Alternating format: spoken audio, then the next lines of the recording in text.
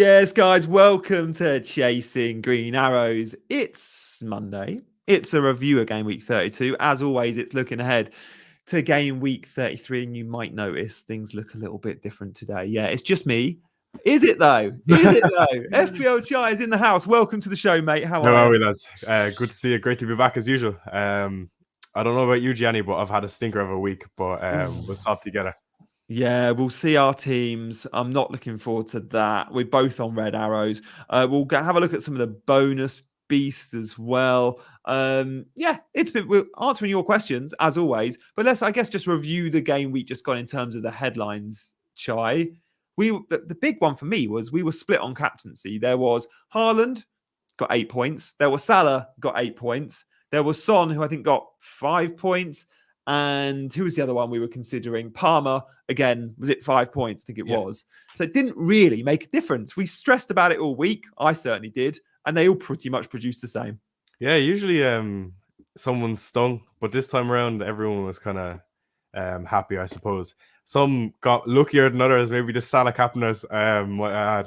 But fair play to the Salah captainers. Well, the Palmer captains too. I mean, Chelsea had an XG of 0.44 in the entire game, and it was a sideways pass to Madueke 30 yards out on the angle. So it wasn't much of an assist for Palmer either.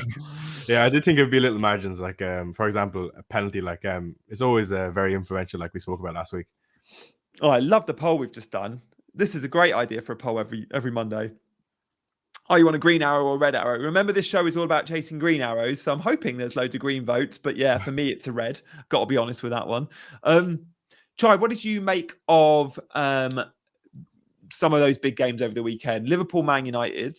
Like, how do we react to that? Do we question Liverpool's inability to finish? Like, again, it was another game week where Darwin sure got an assist, but Darwin flattering to deceive in front of goal. Like, I was so keen to buy Darwin for 34.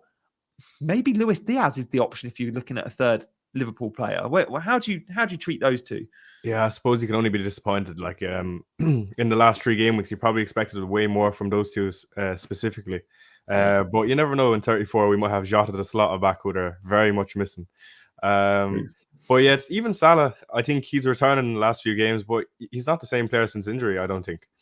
He's not been that edge-cutting player that he always is. So, but he's still a return. That says a lot about who he is. Maybe he's just out of form, and maybe when he is in form, he will kill it as usual. Yeah, true. He had those 12 shots versus Sheffield United and only produced like 1 or 2 points, didn't he? He did get the chances versus United, maybe not clear cut, but he forced a couple of good saves from Onana. He had a couple of times where he was close to being slipped in and wasn't. But yeah, it wasn't quite the high ceiling. What do you make of Luis Diaz in particular? Like, we often see Darwin early subs, but Luis Diaz is getting more minutes, and he's definitely got goal threat. He was amazing for Colombia in the internationals as well. I like Diaz very much for the double, you know? Yeah, 2 weeks ago, I was saying about Diaz. He was playing really, really well. And on an international level, like you said, he was skipping past fellas. I think it was against City that we seen Diaz show up really well. He destroyed Rodri and Walker, and that's when we saw like Diaz isn't messing about anymore. Yeah. But he should have scored in the last few minutes against United. But he's another player that's just missing that finishing ability, I suppose. But he's definitely a good option, I think. But I don't know. Maybe there's be a small bit more rotation with Jota coming back in. Yeah, that will affect Darwin. It will affect Diaz for sure. There might be games again when Jota plays number 9 and we see Darwin wide left. We saw that a little bit. I wonder if Darwin's going to be back for double 34. Trent is another one. Like, we haven't seen Trent on the bench yet. Like, I'm sure Trent's first appearance back is going to be 20 minutes off the bench just because he's been out a long time. And I think they'll be wary over him, knowing he had a reoccurrence of a similar injury. So the Atalanta game in the week gives us a little bit of scouting, doesn't it? That Thursday squad is important because if Trent features off the bench on Thursday, then straight away Conor Bradley owners this weekend are going, I might not be getting a start. Yeah, I feel Conor Bradley owners are unlucky, I'd say. I don't own him. Yeah, I don't own him, but I expected a lot from him. I thought he'd have a few returns against Sheffield and even United. But yeah, it's unfortunate now that Trent's coming back in. But it'd be interesting to see if people destroy their teams, getting rid of the Salah and Haaland to get the likes of Trent or a Trippier when he comes back with the double game week. Yeah, my plan move in 34 is to have 2 free transfers where I might have to sell a Darwin for a Haaland to say a Darwin. And then with that money, I can go Bradley to Trent. That's what maybe I'm thinking. But at the same time, Does he get 2 games?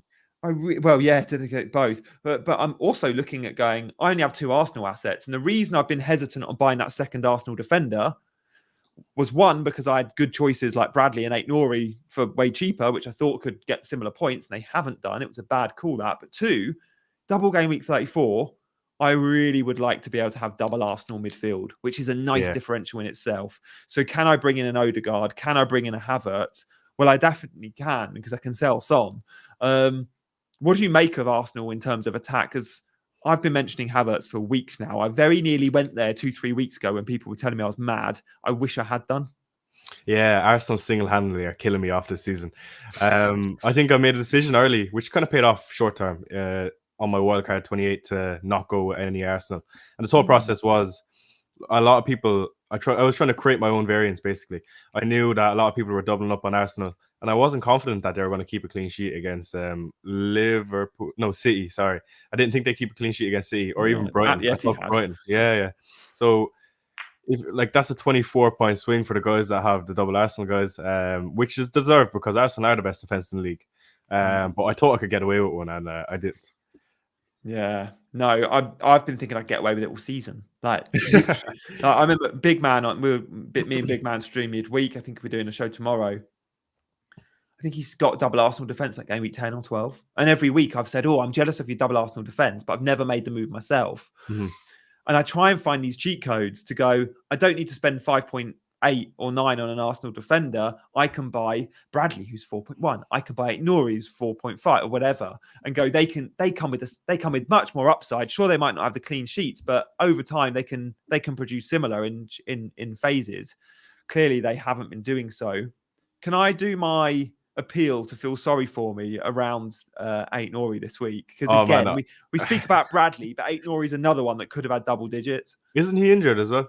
Yeah, and we don't know if it's calf strain. We don't know if he'll be available this week, which is shocking for those that have just bought him in. He went off at 55 minutes. Who knows? Wolves could have kept a clean sheet if he stayed on the pitch. He's amazing at the moment, playing in a front three. But even when he returns to left back, he's still got upside. Like, Aït-Nouri is going to get touches in the opposition box regardless of where he plays, because he's just one of those players that bombs forward. Good pick, isn't he, when he's fit? Yeah, absolutely. I think you're unfortunate that he got subbed early. That's the main thing. Killer. But same with me. I've been kind of killed by rotation. The likes of Tony, it was very unusual that he got benched. I think it was because of prior he had a muscle injury. Yeah. But even with the likes of, I didn't expect Reguilon to start, and if I knew he was going to start, I would have put him maybe first on the bench ahead of Ilya Zabania, and even Gusto out of the squad. So it's a tough week. Foden out of the squad as well. So did you have Reguilon points on your bench? Yeah, he was second on my bench behind Zabania. So we both made a howler there, because I had Zabani first sub, just like you. He gets 1 point. And I had Mateta second sub, who scored. You had Reguilon. And then again on my bench also this week, I had another stinker. I had Dubravka for his 9 points. And Neto, who at 70 minutes, Neto and Tabani, I was like, double clean sheet. Here we go. I was licking my lips. And then Bournemouth went and conceded. But maybe we were due there, because they had got fairly fortunate keeping a clean sheet, I think, last time out when many had double Bournemouth defence. So we benefited there, but was stung. Other headlines this weekend, Chai. Let's talk a little bit about Spurs. You captained Son, didn't you? I did, yeah. Look, Spurs are interesting, all right. And for me, I've kind of been stung over the last few weeks. I triple up on Spurs. And I did expect us to do a small bit better than we have done. But again, maybe it's just the expectations for Tottenham this season, for myself, in my opinion, are a bit too high. Realistically, we sold our greatest ever striker, Harry Kane, for 100 million. It's our first season in about 7-8 years without him. And this is Ange's first season. Yeah. And we have a really young squad if you look at it on paper. So maybe the bar is set too high. But at the end of the day, I think it's very, very hard to get rid of any of the Spurs assets for myself. I don't have my wildcard. So these are the type of players I have to hold on to. And yeah, we do have really tough fixtures. But you've seen us score time and time again, even this season, against the top six. And I think this season we have the best record against the top six. So I don't see myself moving these players on, even though the likes of Maddison has been very, very disappointed. We've seen Porro get 11-pointer this week, which I was absolutely delighted with. And Son, who I think has been small but isolated up top, but Richarlison should be back soon. So I think I'll hold on to him. Interesting. Of course, Spurs don't play 34, but Dublin 35 and 37. So for those that aren't using a wild card, definitely got to navigate that period, especially if you've not got your free hit in 34 either. Porro and Udogie, again, after about an hour yesterday, I was like, these two are just overrated picks because we pick that. I think they're both brilliant players, by the way, but we pick them because of their average positions. And we go, oh, they're in all these positions. They get penalty area touches. They're going to score goals. In reality, their attacking returns have been modest at best, really. And their defensive returns have been shocking. So they haven't actually been good FPL picks this year. Of course, we've all owned one of them at some point, if not both at some point. And I have no doubt we'll move back towards Spurs defenders. Probably Porro will be flavour of the month again come game week 35. But if he doesn't get that goal yesterday, Chai, we're again looking at another run of just like no attacking returns. But he did get the goal. And when he does score, he's got good chance of bonus. Yeah, he's really, really good for bonus, even when he just gets an assist. Before yesterday's game, when he scored, he had the highest amount of shots without scoring a goal. In terms of fullbacks, he is the type of player I'd like to keep onto because sometimes he's on set pieces now, a lot of them. And especially with Maddison being subbed early. Yes. And he's being picked up in good positions, I'd like to say. So I think he's a player that thrives on confidence. There was a week or two where he was literally going around nutmegging fellas and taking shots from 30 yards. Yeah. So we might see that side of him again. I'm happy to keep him though. Maddison out the team does help Porro, not just at set pieces, but even in open play. There's a little bit more asked of Porro without Maddison's creativity. We saw that when Mads was out. Bobby says, at its current rate, Porro will score 5 goals for 210 shots. That is amazing. Love that. Thanks, Bobby. Thank you guys for all hitting that like button, by the way, and of course, subscribing. Shout out to so many new faces in the chat. If you're new around here, please do consider hitting that subscribe button. Chai, where should we move? Where should we move the direction in terms of headlines of the weekend? What have I missed? Let me think. Should we go to Chelsea drawing with Sheffield United? I mean, Chelsea are a mixed bag, aren't they? This is why I didn't captain Palmer. I was so 50-50 on it. But the reason I didn't, and I kept saying all week, I might captain Palmer, I'm 50-50. The reason I'm not going there is I've got trust issues on Chelsea. Now, I don't necessarily have those trust issues with Liverpool. Sure, Liverpool didn't win the football match, but they still clocked an unbelievable amount of chances, and I knew they would. Chelsea clocked 0.44 XG against the league's worst home team at home this season. Sheffield United had the highest expected goals conceded of all teams at home this season, and Chelsea only managed 0.44 XG. They are so hot and cold and so inconsistent. Owning Palmer, of course, is absolutely great, but capping him, and I think Captain's got lucky. Like, that was such a lucky assist. Madueke, we just had a question on. I think if Madueke gets a run in the team, you'll see more penalties because he is aggressive in his running. He is. And you'll see a better functioning attack. Like, Madueke should be starting, and he's been brilliant.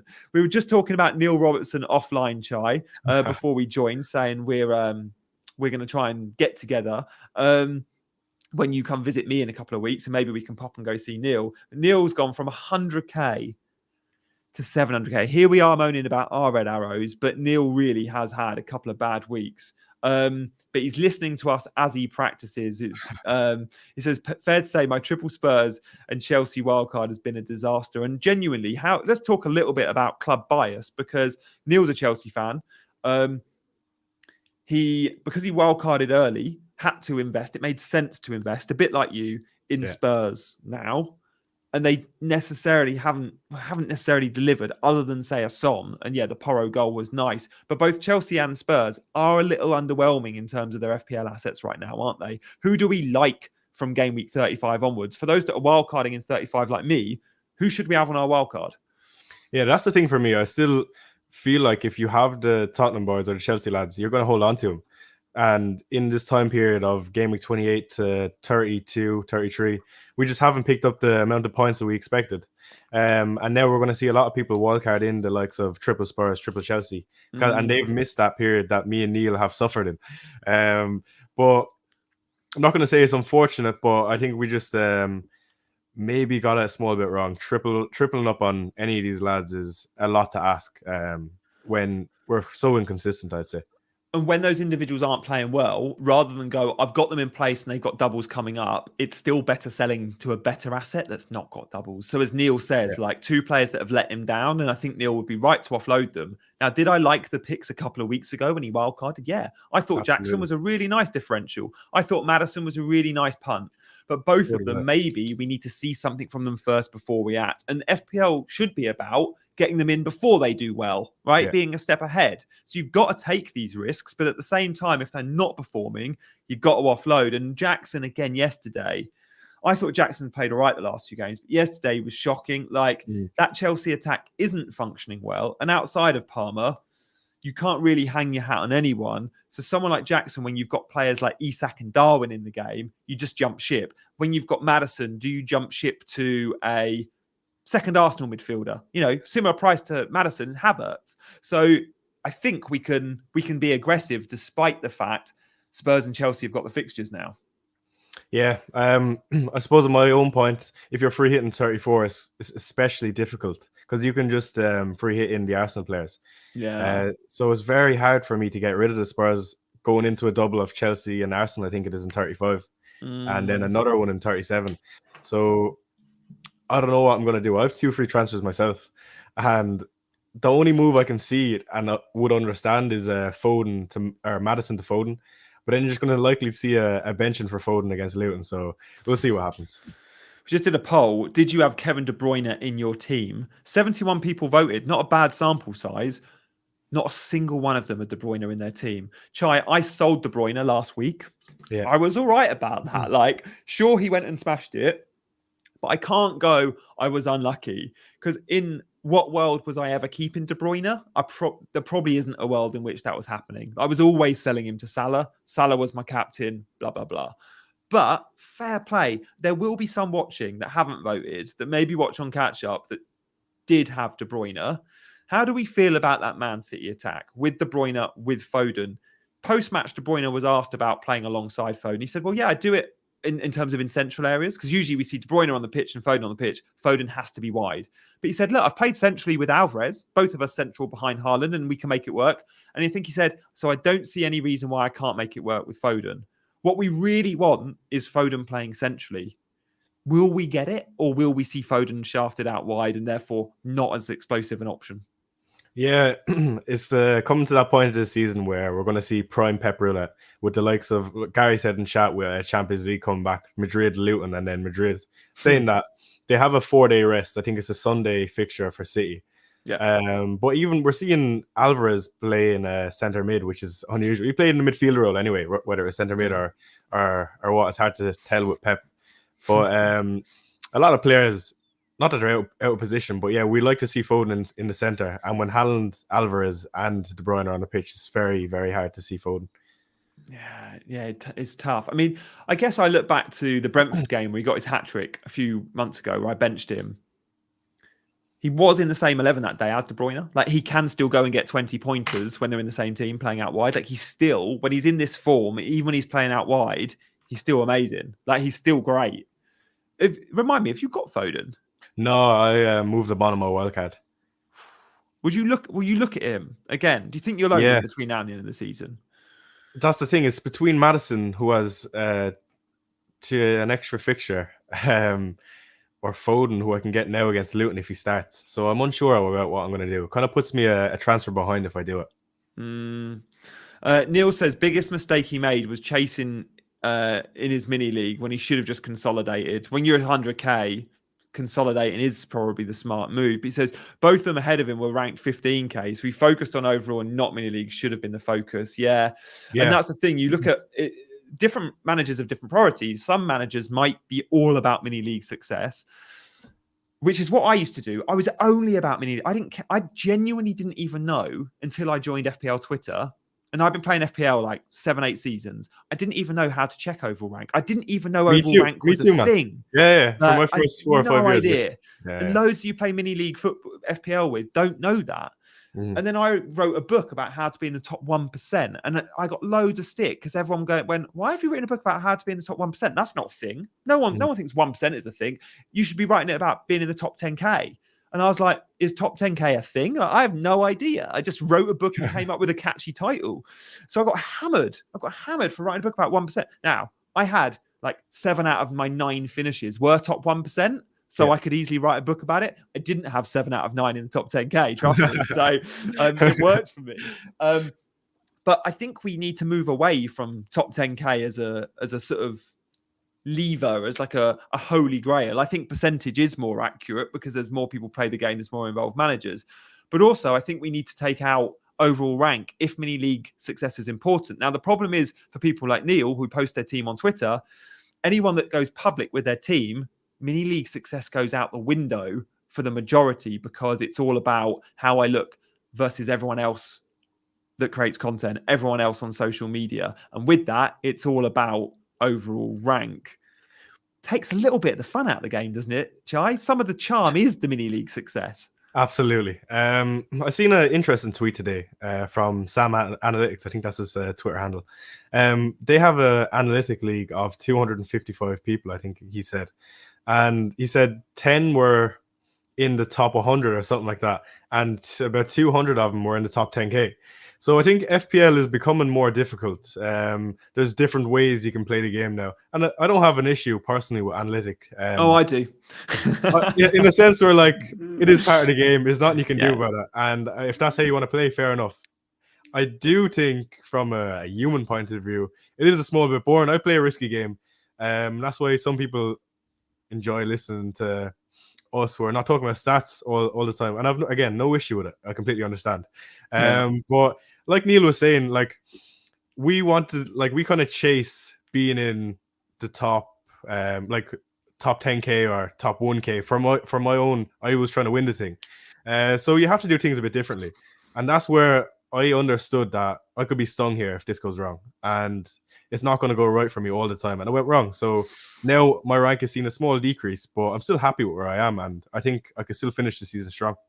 Yeah, I think FPL has to be whatever you get enjoyment from. And the vast majority, I think, probably enjoy making their own decisions, watching games and picking there. Now, surely that doesn't necessarily have quite the level of accuracy than perhaps that some of the algorithms will have. And those that use analytics and let a computer tell them who to pick each week, fine. It clearly works. There is no denying this season, especially the ranks have been amazing. Now, if that's important to you and you get happiness from just having a good rank and a computer making your picks, then that's how you should play FPL.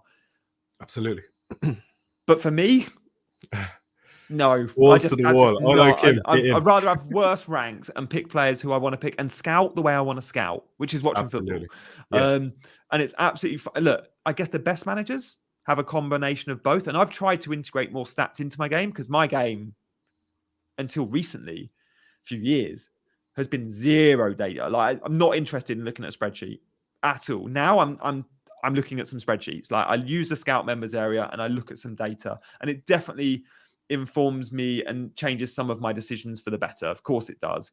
But yeah, the day I let a computer make my transfer each week will be the day I quit FPL. Just not interested in that. Yeah, I feel like I watch enough football, like and see it with my own eyes to formulate my own opinion. So I don't think it's necessary to have all the stats. Maybe if you don't watch like Sheffield versus Burnley and you're interested in someone in Sheffield, you might look at who clocked the highest XG and then pick a player that way. But other than that, I feel like if you're like a weekly watcher, or you really do like football, you don't need analytic computers to make your picks for you. Yeah. I'd happily compare them. Like I'd use the tool, which I don't use tools that do that, but maybe I will in the future to compare. This is who the computer thinks I should pick. And I'm such a 36-year-old, the computer, like I clearly don't know the terms. This is who the computer thinks I should pick. And this is who I'm going to pick. And then look at reasons pro and con for each. I'm up for that, and I'm up for integrating it into my game. But in terms of just solely managing my team, I'm a romantic. I'm an emotional, romantic football fan, and FPL needs to fuel that. Absolutely. There we go. We go off tangent a little bit, but I enjoyed that chat. Good to see so many feeding into the chat. And Chai, because you're on, there's loads of new faces. So if you are new around here, make sure you're hitting that subscribe button, please, guys. Really appreciate that.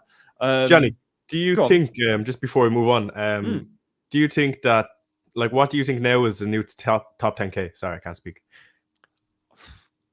Probably 100K in all fair. Probably just a percentage. Like for me, at the moment, 1% is 100K. That feels about right. I always think if you're in the top 1% of anything, you're very good at it, right? Yeah. So top 1% at the moment is 100K, but in future seasons will be 50K.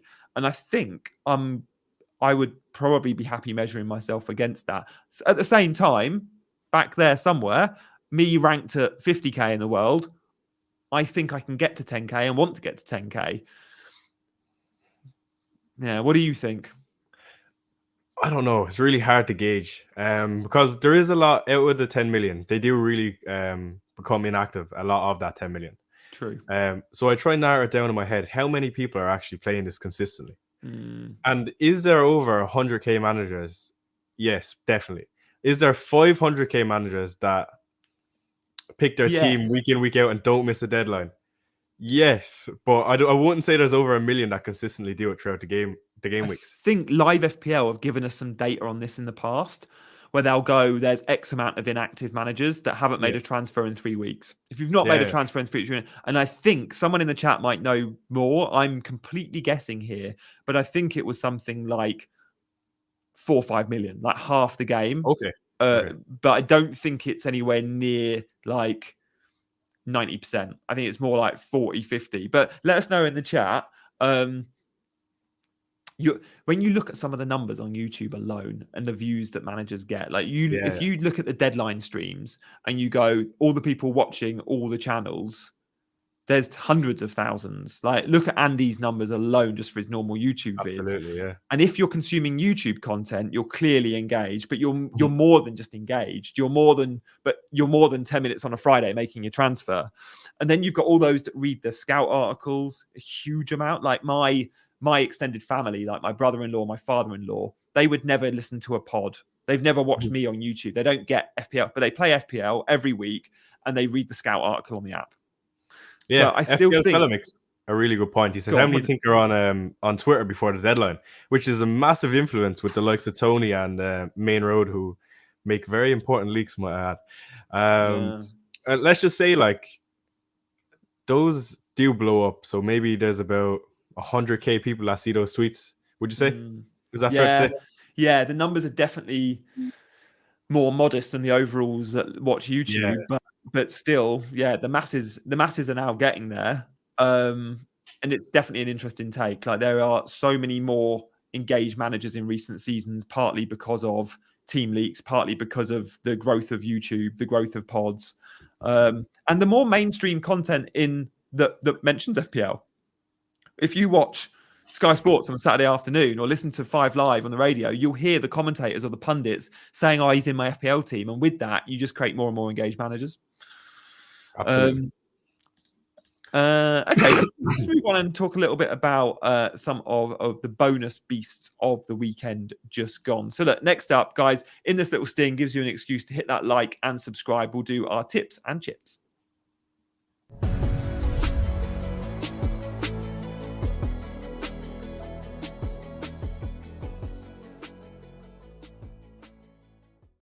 Chai, you're such a regular that we're going to have to get a sting with your face on, something like that.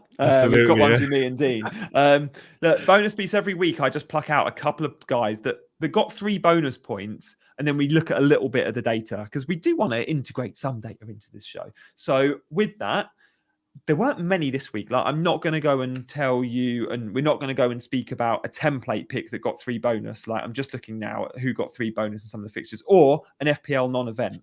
So let me just look at game week 32. Okay, so in the Man United game, Man City game, De Bruyne, not necessarily need to discuss. Ollie Watkins, don't need to discuss him. You either want him or you don't. Calvert-Lewin, I don't think anyone's going there. He got 3 bonus. At Newcastle, Bruno Guimaraes, no one's going to buy him anyway.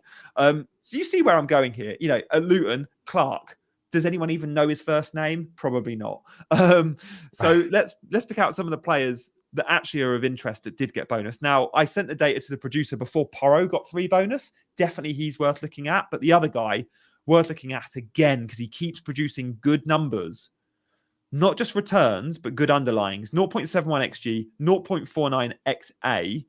He obviously got a goal and an assist, but he's creating big chances. He's clocking key passes. Kai Havertz, playing number 9 in an Arsenal team that functions properly, is a very good FPL asset. What do you think, Chai? Yeah, I'm getting sick of him, to be honest. Every single week he's doing it, and I haven't picked him. 4% owned, 4.7% owned. Mental. What I say is fair play to those that have him. If anyone in chat has him, fair play, like I have to say. With the likes of Odegaard and Saka, it's very hard to go a bit different with Havertz. Maybe you've doubled up, and if you have, you've seen a lot of rewards for it. So I think going forward for the double, he could be a nice differential still. Probably going to be under 10, 15% for game week 34. So he could be a great pick going forward. Yeah, really nice pick. I think the reason his ownership is so low is, one, people still tarnish him as a rotation risk, which he's absolutely not. Like, if he's not playing up front number 9, he's playing in midfield. Yeah. But at the moment, he's playing up front number 9, and Gabriel Jesus is having to play wide left. Like, he is first choice, make no doubt about it. Number 2 is they go use a rubbish FPL asset because of what we saw at Chelsea, when at times he was a good FPL asset. I've had him a lot in my team. But of course, Chelsea didn't function properly in attack. He was hindered. But number 3 reason why loads don't own him, they simply have double Arsenal defence and Saka, and they can't reach him. Chai, we don't have that combination. We should really make the most of being able to go double Arsenal attack and jump on it very soon, especially for the double, I think. Yeah, I'm on free hit, so I don't think I will be bringing in midfielder. But if I wasn't on free hit, you might. On free hit, I'll definitely have double. Whether that's Havertz, Odegaard, and Saka. I think this form Havertz is in is unbelievable. Don't get me wrong. Whether it's sustainable or not, we know the likes of Odegaard. He's not been in good form, but he can still do the job. Yeah. So we'll see which way I go. But he's definitely a nice option to have.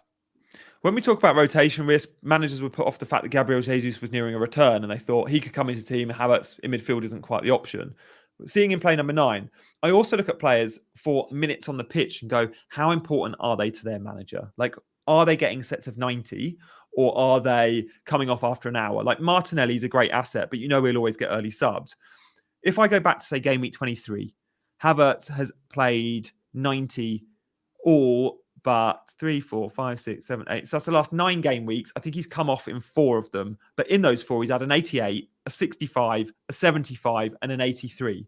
So even when he gets hooked, you're getting 80 plus minutes.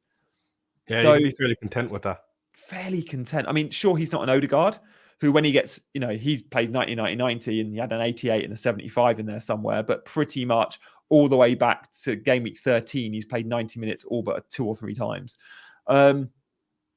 So he feels as nailed as ever, Havertz, is the long and short of it. And that's with Gabriel back.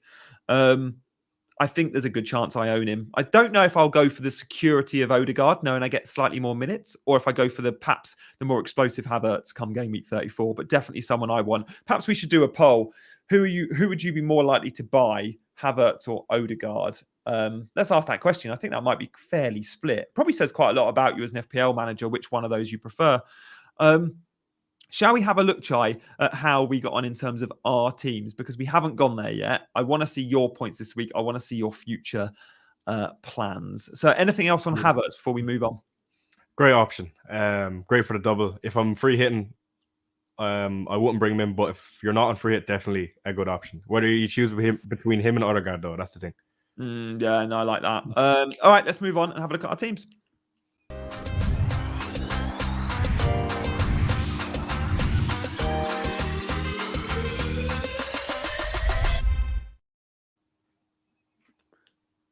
Mate, I've got 2 pigeons outside my window, and they are like, I'm guessing one's male, one's female, because they're having fun. They're having fun. You don't see it with pigeons. I've seen these pigeons before when I stream. Yeah, it's hilarious. At some point, if we get some better action, I might even pick the camera up and face it to you guys. Sign to get Richarlison, is it? The pigeon celebration. Love that. Yeah. Even kissing. I didn't know pigeons kissed. Me neither. Yeah, they're necking each other off. Anyway, yeah, the pigeons again, Rodrev. You'll remember that, I think, on my channel. Yeah, they are. I'm going to have to show. You're not getting much action, but just to show you, I might have to make you full screen here, guys. We're going to get monetized. Chai's team off so you can see this better, so you can see it bigger. We might have to go bigger. Can you see them? That literally one's on top of the other. Look at it. It's crazy. Yeah. Welcome to CGA.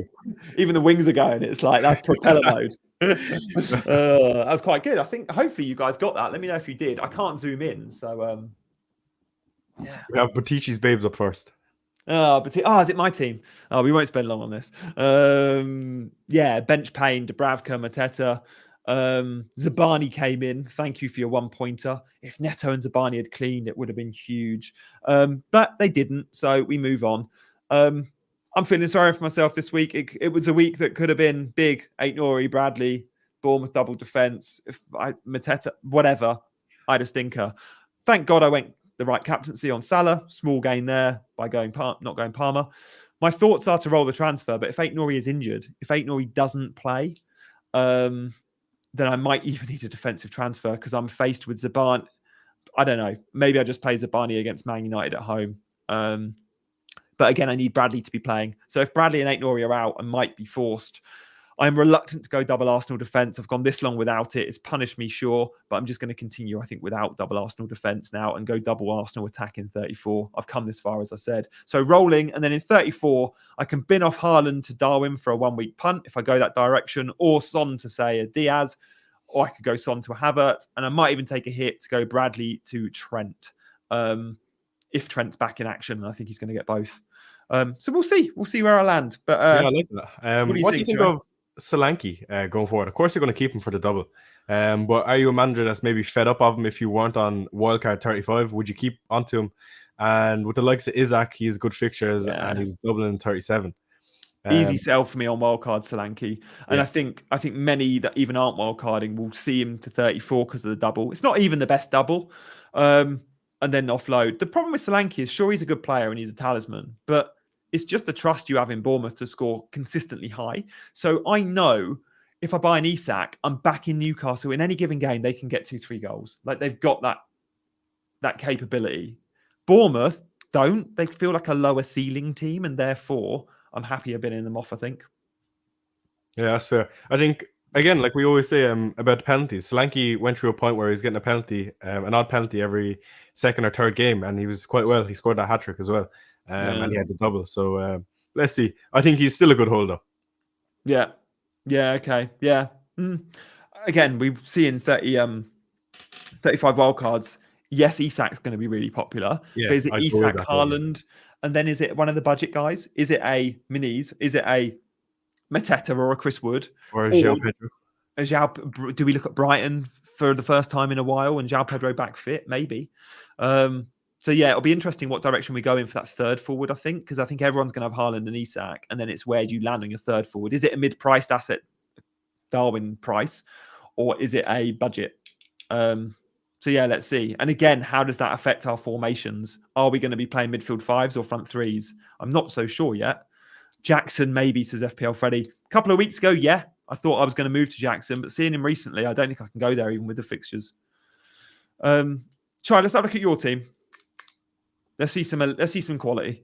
Some quality. Yeah, I'll just say a few in chat are asking about my rank. Currently 498. What I'll just say on that is, yeah, I've had a poor 2 or 3 weeks now. I quickly went from 88th to 100 or 224 and now 498.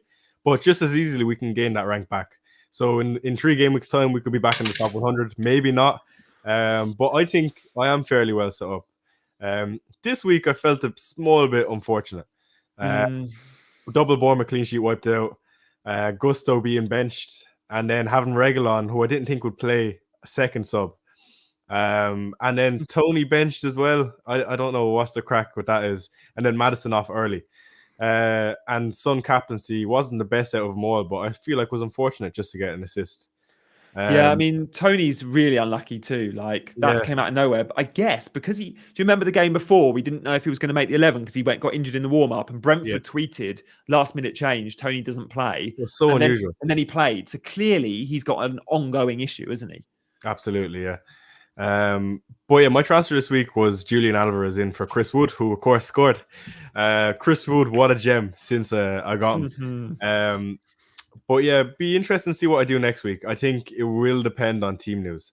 I have 2 free transfers, and I'm free hitting in 34, so I'll have to use them or else they'll get burned. So there's a good chance if we get a team leak that, let's just say, the likes of Haaland is bench and Alvarez is starting, I will bring in the likes of a Dingra for Barkley and bench Haaland. So I will use my 2 free transfers and I'll use them to set up for 37. That's the plan. But I think there is another screenshot of my team for next week. I'm very happy with it though. Like, there's very little transfers you take out of the 11, maybe a Maddison to Foden, but other than that, like, it looks quite good. Yeah, mate. And with you, I mean, it's amazing you got 2 free transfers and you need to obviously make them. You can either go down a short-term punt and react to team news as you did this week with Alvarez, or you go, I don't have my wild card. And I'm up against a ton of managers that do. And they're all prepping for 37. So maybe I can start to make moves now for 37. Yeah, if you look at my team, can go a Dingra, for example. Yeah. I feel like a lot of people will have double or triple Chelsea and triple Spurs on Wildcard. So, and they will have a Haaland or you're maybe not a too far Foden behind, are you? At all? Yeah. So the thought process is maybe just hold on to them for a few more weeks and hope while those are getting rid of Spurs and then Wildcard in 34 that maybe this game week can be the week we pick up some points against Newcastle. The main thing I think this week will be who I bring in and the team leaks we get for an Alvarez or a Tony. Yeah. Who's in the early? Let me just check the kickoff times this week in terms of. Okay, so we've got Spurs Newcastle. It's a 12:30 game, and then we've got Man City playing at 3:00. So we might get some Man City team news. I think there's probably a good chance we do with the 3:00 kickoff and the deadline at 11. Yeah, I would say so. Neil just asked a question about what if you roll before a free hit? Do you keep the transfers? So if you don't use your 2 free transfers, they get burned, Neil. So you will have 1 free transfer no matter if you use them or not. Yeah, you've got to use them. So I have to use them. So I'm really wary of bringing in a Petrovic. I feel like he hasn't been great. I don't know, Johnny, you see more Chelsea than I do. And with Sanchez coming back now, I don't know if he miss a game or two. I don't feel comfortable bringing him in anyway. A couple of weeks ago, I'd have told you he's absolutely nailed. Me too. I was thinking the same. But the last couple of weeks, I don't know. He's had a few. There's been no howlers, but there's been a few minor errors. So I can't say it with certainty. I'd still bet on him probably being number 1, but I can't say it with the same reliability I would have said a few weeks ago. Yeah. I think the only other keeper like someone said, Finn said in chat about Onana. He's probably the only other keeper that is good for the double. But yeah. Nice. Okay, let's talk about. I don't think we've got a channel mod other than our producer, so we might have to make some channel mods. I've been adding mods to my channel, which I don't know if you have. I like just rely on CH, and when she's not on, I'm like, oh man, I need a channel mod. So if anyone wants to be a channel mod, just raise your hand. Okay, yeah, you're well set, Jai. I like the team. Are you? Tony's got Sheffield United at home. This is really hard to get rid of him, man. It's the one fixture I wanted to keep him for. I've been only disappointed since saying that he's going to do well. You got to hold him. I think I have to. As long as he's training, make sure he's fit. He's going to start. Although you could argue, I don't know, Brentford could say they're safe yet, but when Brentford are safe, at some point they're going to prepare for next season, and they're going to see Mbomo and Bomo, I never know, and Visser combination, because that could be the front line next year. Or it's, do I spend the Tony money? Am I spending the Tony money on someone to replace Visser? Maybe. Is Visser's going to be a bench player? But you've got to give that combination time to play. And if Tony's playing, then clearly you can't. Ice G's a regular. He could be a mod. Sokhan's a regular. He could be a mod. We've got plenty in here that are willing to put their hand up. Yeah, Jamie Smith says does it for FPL Family. Kev would be a great mod. So if our producer is happy to make a few of the mods, you've just got to click on their name. Guys, I can't make you a mod. I don't have the ability to. I'm not even a mod myself. But I think you can click on the name or the 3 dots on their name, and then it goes add as a moderator. And then they'll get a little spanner by their names. So hopefully we're able to do that. Always good to have more mods. Well set, Jai. You are well set. Yeah, that's the thing for me. I feel like I am well set, but I could come into next week feeling very disappointed about my points total. So I'm in an unusual situation, I'd say. You've got those twos you have to spend though. Do you look at it, maybe even improving your bench? Because come game week, are you bench boosting in 37? Yeah, what I'm thinking is an Adingra for Barkley and a Guardiola for a Doughty. Guardiola went off injured though. Or not Guardiola, sorry. I was thinking Stones. Or maybe Diaz gives you the security in minutes. Yeah. You go boring. I don't know if you want to go City, but if we don't hear anything on Alvarez, there's a good chance we don't hear about Alvarez because he's not someone that the leakers will give us headlines on. Would you get sort of squeaky bum over Alvarez and wanting to sell him, knowing there's a good chance he's benched?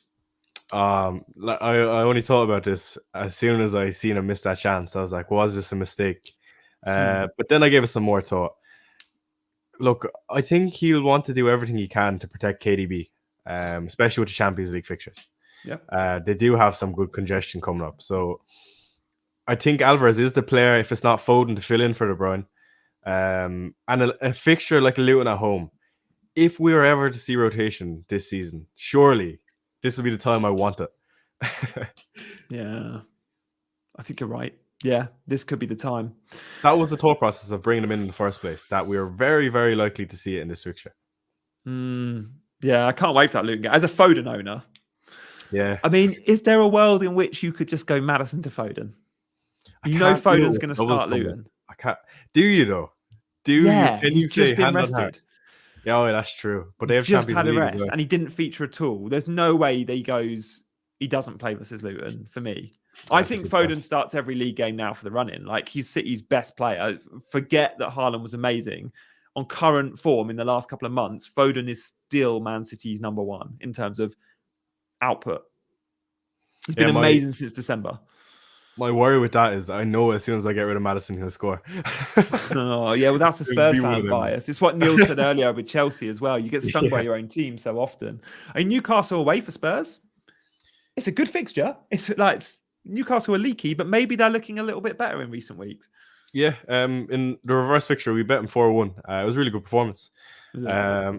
Again, like I said about maybe the bigger games this season, we scored 2 against United, 2 against Arsenal, 2 against Liverpool. We lost 4-1 to Chelsea, but in my opinion, as a Spurs fan, I was fairly impressed with our performance. The first 25 minutes was probably the best I've seen on Orange. Yeah. And then 3 against City. So I do fancy us in some of the bigger games. I think we need a big game. This is very important because we have a hard run-in after this Newcastle fixture. So to pick up these 3 points to get a bit ahead of Villa would be very important for us. So I expect some big things. Yeah, okay, nice. There we go. I think we've added a couple of mods. Thank you, guys. Ice G's got a spanner by his name. I think we've added Off Court and Sokan as well. If we've got space to add one more, I would just give a nod because he's a channel mod on my channel too, and one of my channel members. We can add probably Kev as well. If I think Kev put his hand up too. So thank you, guys. We don't need any more requests for mods. I think 3 plus Kev would be more than enough. So thank you guys for supporting, as you always do, with likes and subscribes, but also volunteering yourselves as mods as well. That's awesome. Chai, I look forward to seeing your team next week. You're not going to go differential captain this week, are you? It's Haaland, surely. Yeah, it's very hard to go against Haaland. The only way I don't go there, I think, is if we find out he's benched. And I think who's a great option if he's benched and a really good differential is Alvarez. You know what I mean? So you can see the thought process now. Yeah. And he'll likely to be on penalties as well. So if Haaland's out of the team. True. Yeah, I didn't think of that. Yeah. Nice. Eddie says, can anyone know what should I do with free? Okay, 2 frees. Eddie's in Ireland, so we'll answer this. Play Dubravka versus Spurs or Areola. Keeper, is Walker fit to go? I don't know if Walker's fit to go. Wait for Champions League. Eddie will answer that question with regards to keepers. Areola, we don't know if he's available, so it's hard to say. It's hard to answer your question, but I'm going to spin this question to just to me. And that's Neto plays Man United and Dubravka plays Spurs. Which keeper do I play? And hopefully that helps Eddie out. I feel like if you play Dubravka against Spurs, you're either going to get 0 or you're going to get a 15-pointer. If Newcastle keep a clean sheet against Spurs, there's no way we don't have a few chances. Yeah. So that would be likely 15-pointer. But the more likely outcome, I would say, is about 10% that he keeps a clean sheet. if I'm formulating these own metrics in my head, if there was a Chai analytics, that's what I put them as. It'll probably be about 20%, but yeah, 10% based on Chai analytics. I like just because we've scored and we do score a lot of goals, only 10 less I get of the likes of Liverpool, City, Arsenal. So I do fancy us for a goal. Yeah, and I think that fixture is quite nice for you away from home. And Dubravka, like United score 2, right? Surely. You never know what you're going to get with them. You don't. And it is at Bournemouth, and Bournemouth at home are decent. So you just never know. That could be a 1-0. United and Chelsea I put in the same kind of basket. It's like unusual. Yeah. Okay. Any more questions, guys? Thank you for asking your questions. Chai, thank you for joining, by the way. Guys, before, usually say it's at the end of the show, but go follow Chai on YouTube. If you're looking to add 2 YouTube channels to your repertoire of FPL accounts, FPL Chai alongside Chasing Green Arrows is the perfect combination. So search, just do a new tab now, Chai, subscribe. If you're not already done that, make sure you do it. And while you're there, you can search my name and you can also subscribe to my channel. What do you think about McAllister as a differential? I mean, he's been amazing of late. And with Endo in the team, McAllister is a little bit further forward. And with that, we get Mac 10, not Mac 6. Mac 10 is all right for points. I still prefer Diaz, though. Absolutely. I prefer Diaz all day. Lewis says, what about Werner? Werner's vulnerable when Richarlison's back because Son will play left, right? And saying that, though, ever since Richarlison has been out of the team, Werner is trying to step up. He's starting to evolve. It's really weird. Don't get me wrong, he's still missing the odd chance. But I've watched a lot of training clips and I've heard a lot of good things internally about Werner. And he says, I think it was an interview yesterday, he said that he loves his time here at Tottenham. And Fabrizio has been teasing a few whether we're going to keep him or not. Yes. So I would say his confidence is good and he's definitely very influential to maybe some of the morale inside the team. Isn't it like an option for like 15 million or something? It's cheap, isn't it? I think it's yeah, Timo Werner, who managed to stay on side to get the assist yesterday. I just thought that'd be so Werner looking across the line and be a yard off. Lyle says, Chai, would you consider moving Maddison out? Yeah, like I was saying, Lyle, I feel it's just too difficult for a few reasons. Just with the fact I'm free hitting, doesn't really make sense to get rid of a player that's going to double the next week. And Newcastle away isn't the worst fixture. I've held my guns onto Maddison, put some faith into him, and I've been disappointed. But sometimes I think you just need to stick it out. At the end of the day, I brought him in because you know, as a player, what he's about. And eventually these returns will come, in my opinion. So I think I'll stay strong and keep fit. Yeah, no, I hear that. Eddie says, is it possible to finish in the top 100k? He's 175 points behind. So nothing is impossible. But even with those chips, you're going to struggle because a lot will have 2 of the 3 chips. You can definitely make up ground the fact you've still got your triple captain, though. And if you have a worldly triple captain, it's pos. But that is a huge amount of points, Edley. So I'd say it's definitely more unlikely than likely. But keep watching FPL Chai's YouTube channel and maybe you can get there. Guys, thank you so much for watching. That's all we got time for because I need to take my daughter to nursery. So I'm going to cut us short, 30 seconds to go. As always, you've been amazing. Me and Big Man will be back on Tuesday. Chai, continue to watch us when you're not on. Thank you so much for your support. Have you had a good hour, mate? It's rare we do just the 2 of us. Absolutely. I love it on here. Of course, that's why I'm here. Shout out to everyone in chat, by the way. We keep seeing a lot of the same names, and it's great to see that people come in here regularly, even on during your lunchtime. I don't know if you're working, but it's great to see. Yeah, no, it really is. Guys, thank you so much, as always. I look forward to seeing you all tomorrow. And thank you for checking out Chai's YouTube. Looks like, what did Rap say? Looks like, oh, okay. Yeah. We get a lot of fakes. Guys, I'll see you soon. Take care. Bye-bye. Bye.